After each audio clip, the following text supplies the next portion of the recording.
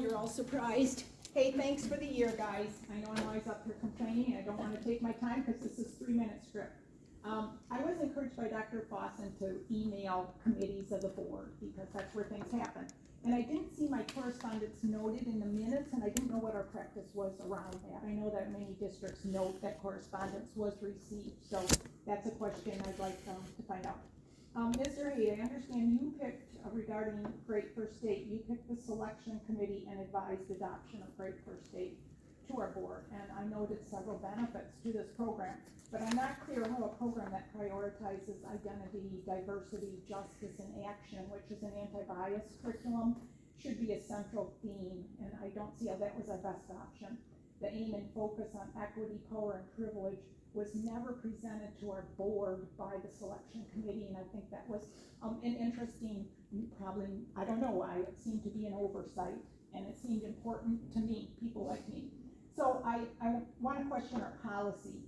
Our policy states the board advised by the assistant superintendent will adopt a curriculum and procure textbooks and materials. So I understand the board is responsible, you're advising. I do not see any policy or administrative regulations regarding your criteria assistant to use in selecting a curriculum. I didn't see anything. I wonder if we have something. I also did not see any policy that defined what criteria the board would use when voting to adopt. How do they weigh the curriculum? Is there guidelines for our board and decision making for our curriculum? Now, Great First State did not provide a book list to our board. This board is responsible for procuring textbooks. So I wonder why the board chose to adopt Great First State when content was unknown. This leaves the discretion of what's in the program, who developed it, up to the developers. And really, the point of a board is to have some local control. The other criteria for Great First State textbook selection was that the majority being authors and or illustrators from underrepresented racial and ethnic backgrounds. And I just wonder if you'll be able to explain to me why you don't see this as a preferential selection that would be considered discrimination. And could you explain why this would hold the best educational value using that criteria for selection? Will you be allowing opt-outs in Great First State for content that parents deem inappropriate or harmful for the age range of the students, such as the bodies of our cool book, or content promoting, in their words, criticality, which asks kids to examine issues of power, privilege, and oppression? I don't see that as age appropriate in K through 3rd grade. This program's necessary conditions include using the curriculum exclusively and in its entirety within an age and grade level. So how will teachers use their judgment, as it was suggested, to filter what some parents might consider inappropriate content? So I guess my last question is, will you be providing direction to our teachers about controversial aspects of this program? Thanks, guys. Thank you. I would like a response to my questions. Okay. We're going to move on to our updates with finance and operations. Sure. So yesterday morning we held our finance committee meeting, and we had a presentation from a couple individuals from Point Roy and Real Point, and we engaged their services to help with enrollment projections for this year. So they provided some information to us, and that is available for you guys as well. Excuse me. And then we had a number of action items. Most of them are renewals that we see every year. So one of them is for replenishing our everyday math workbooks. I think that's on the agenda here today. McGraw-Hill, $97,160. We have a renewal for Power School, so we use a variety of products under the Power School umbrella. We think of our finance and payroll HR system. We also use it for a couple other areas in HR with Talent Ed. It's our student management system, and then we use it for our professional learning. So that amount for the 25-26 school year is $195,120. We have a renewal for our internet service through AT&T, so that's $34,000 for next year. We have a renewal for our help desk system that we use for technology. We also use it for inventory of our assets. So that's the Incident IQ that $5,390. Have a renewal request for our Google Workspace for Education. That amount is $41,400. It's kind of like the technology show yesterday for a little bit. We have a request to purchase 400 replacement iPads. Those are being used with our student services, the itinerants that are going to our buildings, as well as our elementary schools. That amount is $129,600. We have a request to purchase a new lift for operations department from Elite Field Service for an amount not to exceed $87,800. That's so we can start bringing some work in-house. That lift is indoor and outdoor, which is nice. It can go on our gym floors and not ruin them. It's the proper weight. So we are requesting that new lift. And then the last action item that we had is it's a resolution related to the Western Michigan Health Insurance Pool. And that pool provides medical insurance for all of our employee groups except for our teachers. Theirs is through MESA. And so as a member of that pool, we assign a trustee. So we are just updating our information and requesting that you appoint the Assistant Superintendent for Finance and Operations as the trustee, and the Assistant Superintendent for Human Resources as the alternate trustee. So those were all of our action items. So if you have questions on any of those before Monday's meeting, then feel free to reach out.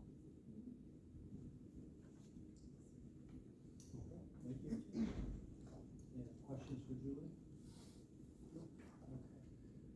It's very brief today. Just want to let you know that the Sex Ed Advisory Board did meet, and seeing that MDE did not change any standards, our board is not changing anything. That is the recommendation that we're sending to the board. We also just reviewing our request to the board finance for everyday math journals is really all we're looking for, and that's a program that has been within the district for a very long time. Ever? Yeah, forever. Since at least.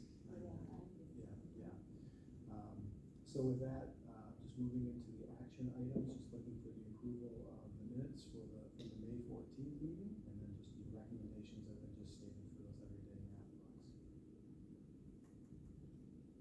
So pretty brief, we do not obviously have an instructional highlight for you today. It's pretty busy out there. Everyone's getting ready to sort of close up shop and getting close to the end of the year. So if there are no questions, I'll move it to Superintendent Curry for the superintendent's update.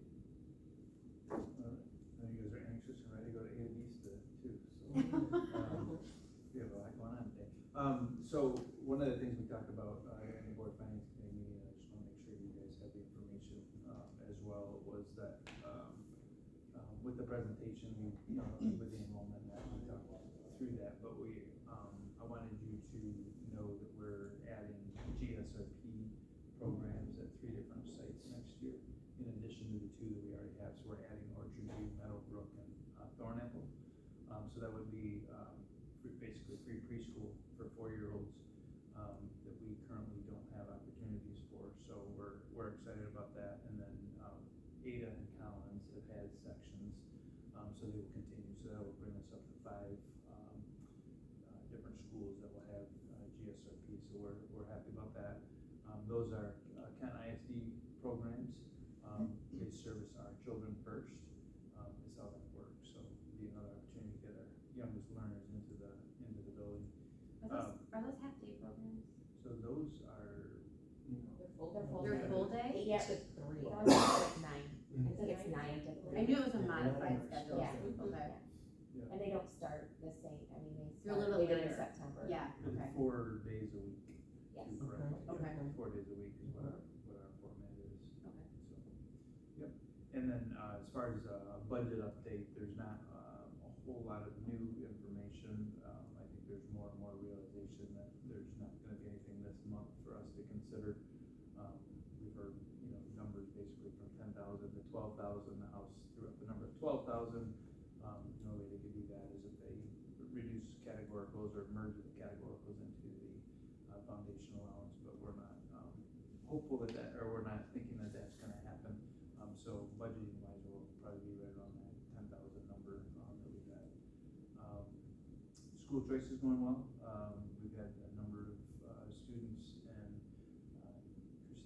Christine and, Connie have been working to get everybody placed. Our, first grade, placements are a lot easier than the, junior kindergarten placements. So those continue to be fluid and will be communicated out and so on, but we, did have a really nice response with that. So we're hoping enrollment wise that we're able to see, some improvements, but certainly one of the themes yesterday was not only us, but, Kent County, the state is seeing, reduced, birth rates, and they're just, and we literally, and you'll see in the, report, they're literally just not children of that age, of the 5-year-old age, like there was years ago. So, that's something that is definitely real. And then we are in the final stages of our transportation director and, director of student service, interview, so we should have that wrapped up in the next, couple of weeks. And then, just as a reminder, the enhancement millage that Ken ISD presented on at the last meeting will be, on the agenda for consideration. That is it. 3:12. If there are no questions, that's the end of board Last meeting. one of the 25 school year, Yeah. 24, 25 school year. Yeah. All right, thank you, everybody. Okay. All right, thanks. Good question.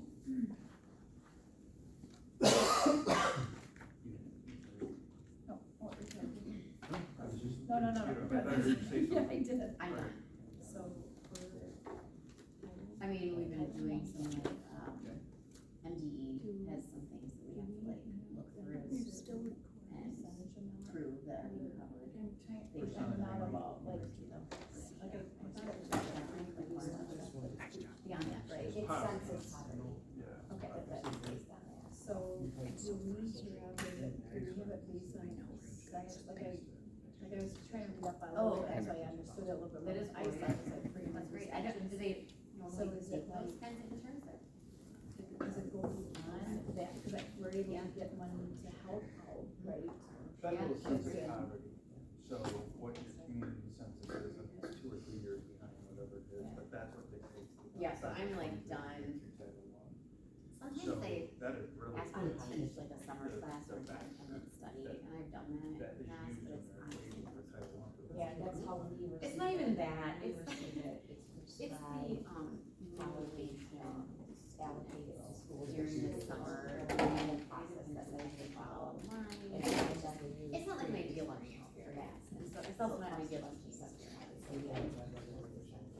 I But if we mean, get to a certain percentage. he doesn't have a vote up yet. Oh, for school wide. No, his vote is still, So are we at the, Yeah. are we only at part of the Yeah. semester? Yeah, we'll never It's get. like, 60%. Tom is Yeah, here, something like and that, weather where, events where are our week, previous worked out this. and then we're on vacation next week.